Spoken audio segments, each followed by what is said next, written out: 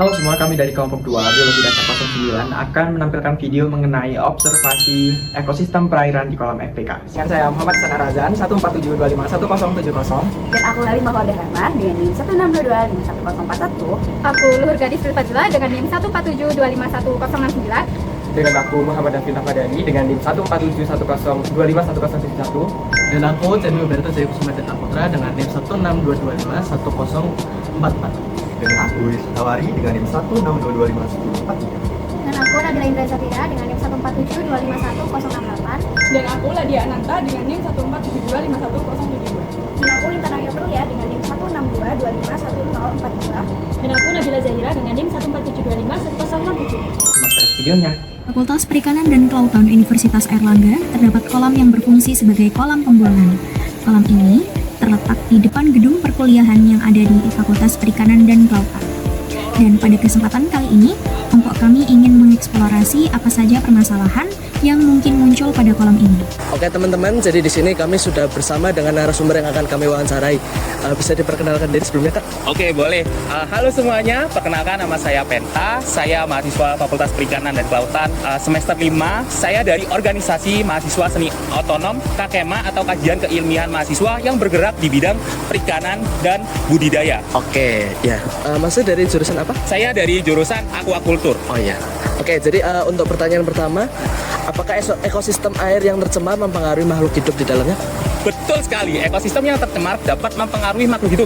Seperti yang teman-teman tahu nih, ada berita dari Kompas yang menyebutkan bahwa kematian massal ikan yang ada di Sungai Kalimas. Hal ini terjadi karena limbah polusi pabrik yang mengakibatkan pertumbuhan massal alga atau plankton yang dapat mengurangi kadar oksigen yang di dalam air.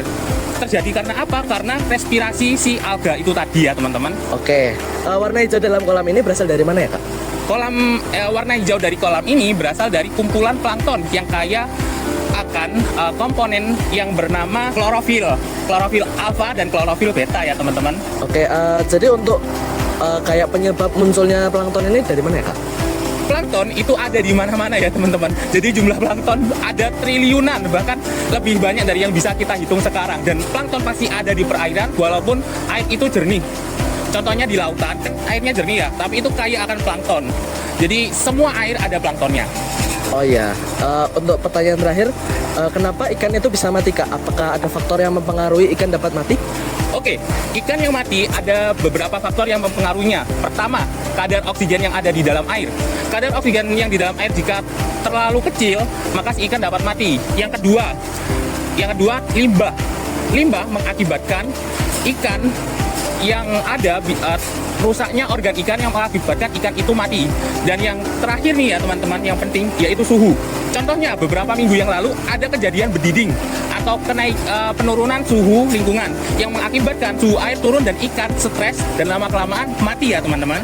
Kan kita bakalan menyimulasikan ini ke lingkungan aslinya kan. Nah, kita ambil contoh di kolam belakang FPK ini sama kolam di depan ini. Nah, kira-kira kalau misalnya kita ingin menyimulasikan ekosistem yang di kolam sama yang di sungai, itu yang bakalan jadi perbedaan besarnya apa gitu? Oke, perbedaan besar antara kolam yang ada di sungai sama kolam budidaya ini adalah terkontrolnya keluar masuknya air. Contohnya di sungai, air masuk dari segala sumber dan juga bisa kemasukan limbah ya teman-teman. Sedangkan untuk kolam budidaya ini, mereka terkontrol airnya dari mana, lalu kapan akan ganti airnya dan sebagainya, sehingga perbedaannya ada di situ ya teman-teman. Terus untuk jumlah ikannya sendiri, kan tadi kakaknya sempat menyinggung kalau misalnya jumlah ikan itu juga mempengaruhi tingkat kesetresan yang bisa bikin ikannya mati. Nah, untuk yang di sungai sama yang di kolam ini bedanya apa? Bukannya kalau di sungai itu ikannya itu lebih dikit jadi mereka lebih jarang stres gitu kan? Iya, betul sekali. Kalau di sungai jumlah ikan itu lebih sedikit dan juga tersebar di lingkungan yang luas sehingga ikan itu tidak stres dan juga tidak berdempet-dempet. Sedangkan di budidaya dalam 1 kubik air bisa terdapat 30 hingga 60 ikan sehingga ikan berdempet-dempetan. Hal ini mengakibatkan ikan itu stres. Yang ikan stres mudah dikenai penyakit dan penyakit itu dapat mematikan ikan tersebut. Terus ini terakhir Kak, ini penasaran aja. Iya. Itu kan kalau misalnya ini di sini kita bisa lihat kalau salah satu cara mengatur oksigennya itu pakai kincir. Nah, kalau misalnya kita terapin ke yang masih sistem tradisional yang kayak di pedesaan gitu, kan ada tuh yang masih pakai kincir air. Itu sebenarnya juga berpengaruh nggak sih kayak ikut membantu ekosistem di sungai pedesaan gitu dengan kincir air air yang sederhana yang di desa. Oh, kincir air yang biasa itu ya, sederhana. Kalau kincir air sederhana itu tidak membantu ya teman-teman, karena kan itu karena pergerakan air yang memutarkan si kincir, bukan kincirnya yang memutar si air. Jadi berbeda. Kincir yang ini memutar air dan memasukkan oksigen ke dalam air, sedangkan kincir yang tradisional itu tidak memasukkan oksigen, ia diputar oleh air. Jadi berbeda bentuknya.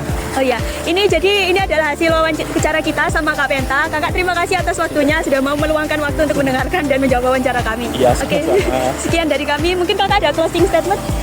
Mungkin closing statement saya yaitu jagalah lingkungan seperti menjaga diri sendiri. Jika lingkungan rusak, maka ya kita sendiri yang akan terkena permasalahannya. Itu saja dari saya. Terima kasih. Oke, dadah. Dadah. Dari hasil pengamatan dan wawancara, dapat diketahui bahwa kolam FPK berfungsi sebagai simulasi ekosistem danau atau sungai, di mana dinamika oksigen, pertumbuhan plankton, serta dampak limbah mencerminkan kondisi perairan alami. Kematian ikan secara mendadak bukan semata akibat limbah, melainkan karena kekurangan oksigen akibat aktivitas biologis plankton yang menyerap oksigen pada malam hari. Masalah ini menegaskan pentingnya menjaga kualitas air yang sesuai dengan pembangunan berkelanjutan SDGs nomor 6, yaitu Clean Water and Sanitation, serta melindungi kehidupan akuatik sebagaimana tercantum dalam pembangunan berkelanjutan SDGs nomor 14, yaitu Life Below Water. Dengan memahami hubungan antara kualitas air, oksigen terlarut, dan kesehatan organisme air, kita dapat melihat menjaga ekosistem seperti kolam FPK bukan hanya persoalan lokal, tetapi bagian dari upaya global dalam mendukung keberlanjutan lingkungan. Terima kasih atas perhatiannya, semoga bermanfaat.